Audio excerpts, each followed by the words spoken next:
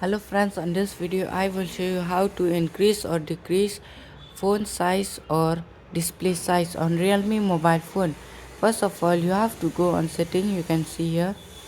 Then you have to scroll down. You can see here accessibility, click here. Then you can find here display phone size. If you want to increase, just increase like this. You can see here largest means increase.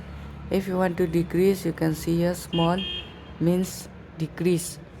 Then you can set like this. Then you can find here display size also.